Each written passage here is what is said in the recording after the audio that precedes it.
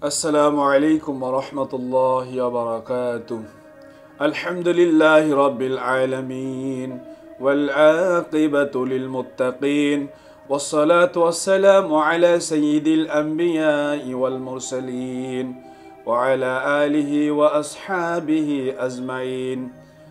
أما بعد، أعوذ بالله من الشيطان الرجيم.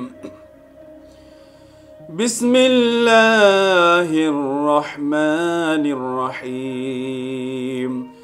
يا بني إسرائيل اذكروا نعمتي التي أنعمت عليكم وأني فضلتكم على العالمين.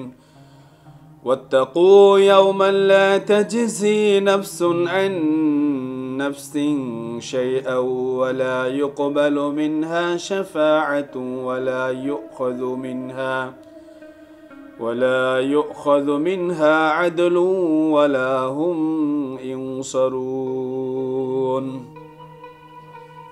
আলহামদুলিল্লাহ, সম্মানিত দর্শক শ্রোতা, আজকে আমরা ইনশাআল্লাহ সূরাতুল বাকারার 47 এবং 48 আয়াত দ্বয় তাফসীর করব। প্রথমে আমরা তরজমা শুনে নেই। আল্লাহ তাআলা বলছেন, হে বনি ইসরাইল, তোমরা আমার নিয়ামতের কথা স্মরণ করো যা আমি তোমাদেরকে দিয়েছিলাম, আর নিশ্চয় আমি তোমাদেরকে মর্যাদা দিয়েছিলাম বিশ্ববাসীর উপর। আর তোমরা সেই দিনকে ভয় করো যেই দিন কেউ কারো কাজে আসবে না এবং কারো থেকে কোনো সুপারিশ গ্রহণ করা হবে না এবং কারো থেকে কোনো বিনিময় গ্রহণ করা হবে না, আর তারা সাহায্যপ্রাপ্তও হবে না। এই হলো দুটি আয়াতের সরল তরজমা। এখানে বনি ইসরাইল আমরা আগে পরিচয় দিয়েছি গত তাফসিরে, যে ইয়াকুব আলাইহিস সালামের নাম ছিল ইসরাইল, সেহেতু তার সন্তানদেরকে বলা হয় বনি ইসরাইল, এবং তারা ইহুদি এবং তাদের আরেকটা পরিচয় হলো তারা ইহুদি। যারা বনি ইসরাইল তারাই ইহুদি আর কি। তো আল্লাহ তাআলা তাদেরকে উল্লেখ করে বলতেছেন যে তোমরা আমার সেই নিয়ামতের কথা স্মরণ করো যা আমি তোমাদেরকে দিয়েছিলাম। আর সেই নিয়ামতের অনেকগুলো নিয়ামতে আল্লাহ তাআলা দিয়েছেন তাদেরকে, আমরা ইতিপূর্বে শুনেছি। তো এখানে যে নিয়ামতটির কথা বলা হচ্ছে সেটা হলো যে বিশ্ববাসীর উপর মর্যাদা। আর এই বিশ্ববাসীর মর্যাদা বলতে এটা তৎকালীন সময়ে তারা যাদের মাঝে ছিল তাদের মাঝেই শুধু তাদেরকে শ্রেষ্ঠত্ব দেওয়া হয়েছে। বিখ্যাত মুফাসসিরগণ যারা আছেন, ইবনে কাসির রহমতুল্লাহ আলাই, কাতাদা রহমতুল্লাহ আলাই, জুবাইর তারা রহমতুল্লাহ আলাই প্রত্যেকেই বলেছেন যে এই মর্যাদা তৎকালীন সময়ের মানুষদের উপর তাদেরকে মর্যাদা দেওয়া হয়েছিল। আমরা বর্তমানে যে রাসূল সাল্লাল্লাহু আলাইহি ওয়াসাল্লামের উম্মত, কখনোই এরা আমাদের উপর শ্রেষ্ঠ নয়। কারণ আল্লাহ তাআলা অন্যত্র বলেছেন আমাদের উদ্দেশ্যে, কুনতুম খায়রা উম্মাতিন উখরিজাত লিন-নাস তা'মুরুনা বিল মা'রুফ ওয়া তানহাউনা আনিল মুনকার ওয়া তু'মিনুনা বিল্লাহ। আল্লাহ তাআলা বলেন, তোমরা হলে সর্বশ্রেষ্ঠ জাতি, খায়রা উম্মাহ। তোমাদেরকে বের করা হয়েছে মানুষের কল্যাণের জন্য। তোমরা মানুষকে সৎ কাজের আদেশ দিবে, অসৎ কাজ থেকে নিষেধ করবে এবং আল্লাহর প্রতি বিশ্বাস স্থাপন করবে। প্রিয় হাজিরিন, আল্লাহ সুবহানাহু ওয়া তাআলা এই আয়াতে আমাদেরকে সর্বশ্রেষ্ঠ জাতি বলেছেন, আর এটা সমগ্র বিশ্ববাসীর উপর সর্বশ্রেষ্ঠ আমরা। রাসূল সাল্লাল্লাহু আলাইহি ওয়াসাল্লামের একটি হাদিসের মাধ্যমে জানা যায়, নবীজি বলেছেন যে তোমরা হলে ৭০তম উম্মত, অর্থাৎ পৃথিবীতে সর্বমোট ৭০টি উম্মত জাতি, আমাদেরকে ৭০তম উম্মত বলা হয়েছে, আর আমরা হলাম সর্বশ্রেষ্ঠ উম্মত। তো আমাদের এই সর্বশ্রেষ্ঠ উম্মত হওয়ার জন্য যে বৈশিষ্ট্য সিফাতের কথা আল্লাহ তাআলা বলেছেন তা হলো সৎ কাজের আদেশ এবং অসৎ কাজের নিষেধ এবং আল্লাহর প্রতি বিশ্বাস স্থাপন। অত্যন্ত দুঃখের সাথে বলতে হয় যে আজকে আমাদের এই বৈশিষ্ট্যগুলো আমাদের মধ্যে নাই। ইভেন আমি যে বলতেছি আমার মধ্যেও সেই বৈশিষ্ট্য সিফাত নাই, কারণ আমরা হয়তো সৎ কাজের আদেশ করতে পারি, তাও যাকে সৎ কাজে আদেশ করছি তার অনুপস্থিতিতে, এরকম ওয়াজের মাধ্যমে, নসিহার মাধ্যমে।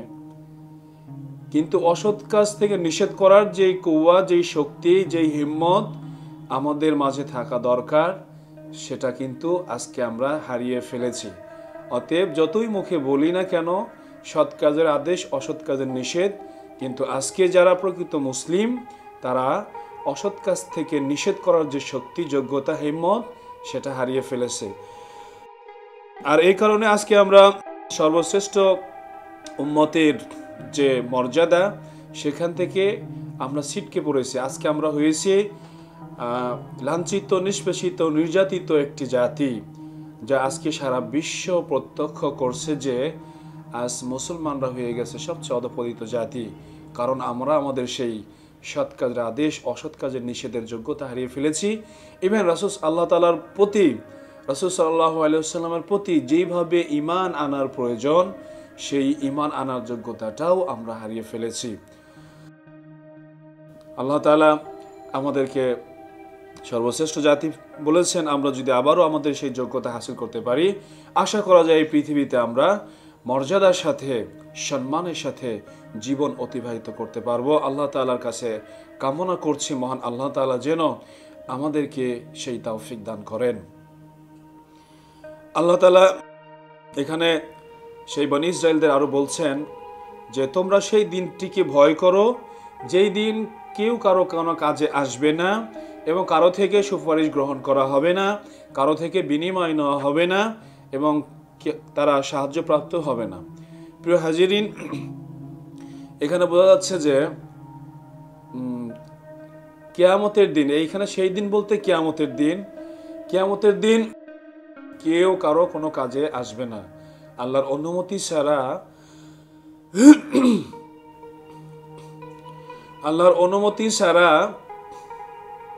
কেউ কারো কোনো কাজে আসতে পারবে না। তবে সুপারিশ থাকবে। মুফাসসিরিন কিরাম বলেছেন সুপারিশ দুই প্রকার। এখানে যে সুপারিশের কথা বলা হয়েছে, কেউ কেউ বলেছেন যে কাফের, মুশরিক, আহলে কিতাব এবং মুনাফিক যারা আছে তাদের জন্য কোনো সুপারিশ কাজে আসবে না। কিন্তু যারা মুমিন, যাদের মাঝে সামান্যতম ঈমান আছে, তারা সুপারিশ লাভ করে কোনো না কোনো সময় জাহান্নাম থেকে বের হয়ে জান্নাতে চলে যাবে সামান্যতম ঈমান থাকার কারণে। তবে আমার যেটা মনে হচ্ছে সেটা হলো যে সেই দিন নিজের থেকে কেউ কারো কোনো উপকার করতে পারবে না। যেমন আল্লাহ তাআলা সূরা বাকারায় বলেছেন, মান যাল্লাযী ইয়াশফাউ ইনদাহু ইল্লা বিইজনি, যে কে আছে আল্লাহর অনুমতি ব্যতীত কারোর জন্য সুপারিশ করবে।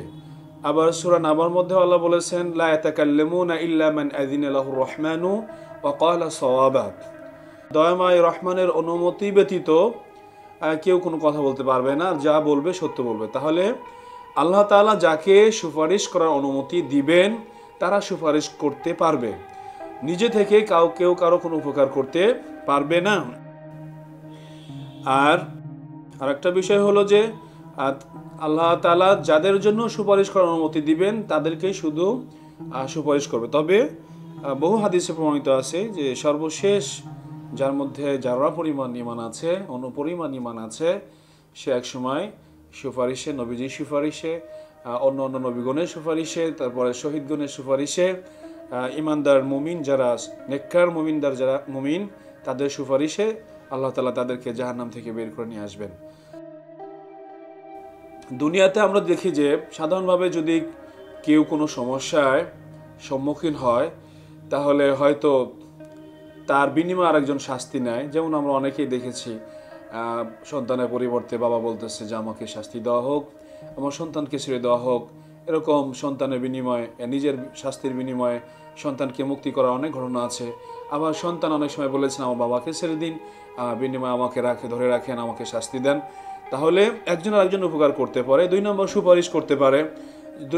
এরকম যদি প্রভাবশালী কোনো ব্যক্তি থাকে, সে সুপারিশ করে তাকে শাস্তি থেকে বাঁচাতে পারে, অথবা বিনিময়ের মাধ্যমেও জরিমানা দিয়ে সারিয়ে নিতে পারে। আর যারা শক্তিশালী তারা কিন্তু তাকে সাহায্যও করতে পারে।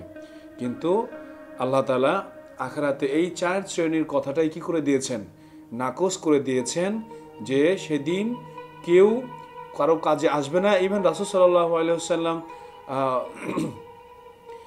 কোরআনে অন্যত্র আল্লাহ তাআলা বলেছেন যে কোনো বাবা তার সন্তানের বিনিময় শাস্তি নিবে না, তেমনিভাবে কোনো সন্তানও তার বাবার পরিবর্তে শাস্তি গ্রহণ করবে না।